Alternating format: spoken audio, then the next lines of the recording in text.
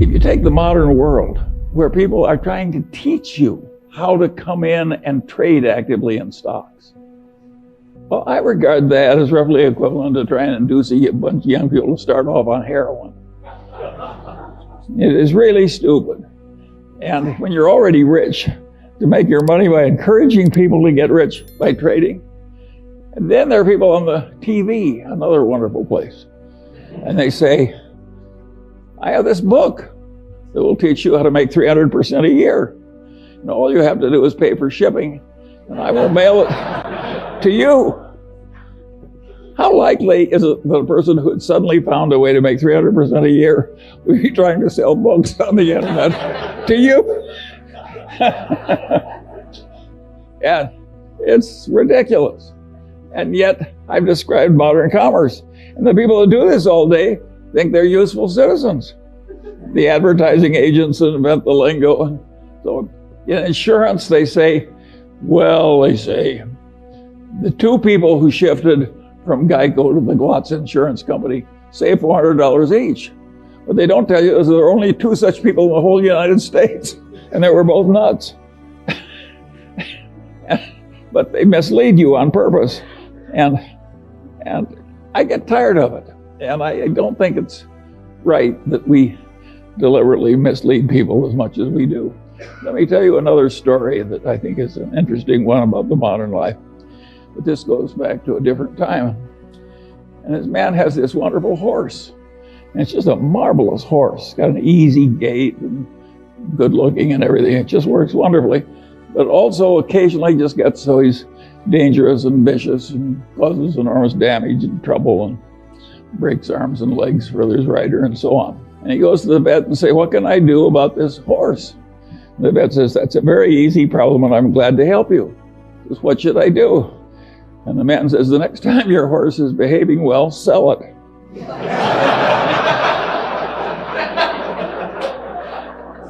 Well, think of how immoral that is. And haven't I just described what private equity has to do? When private equity has to sell something that's really troublesome, they hire an investment banker.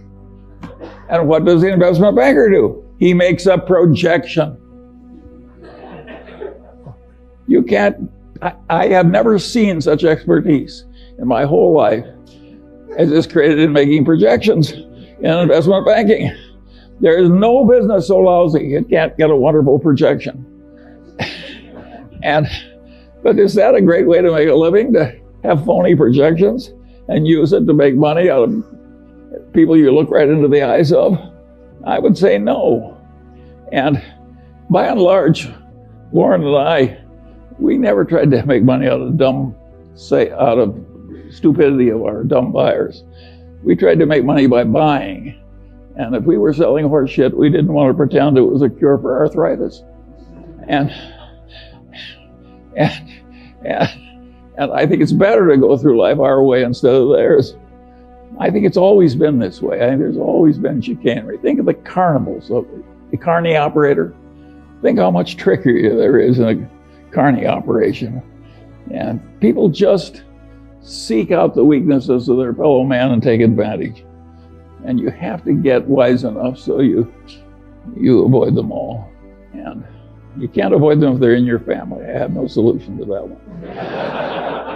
But where you have a fair choice, there are just so many people that should be avoided. My father had this best friend and client, and he also had this other client who was a big blowhard. And he was always working for the big blowhard, and he wasn't ever working for his wonderful client whom I admired. And I said, why do you do this?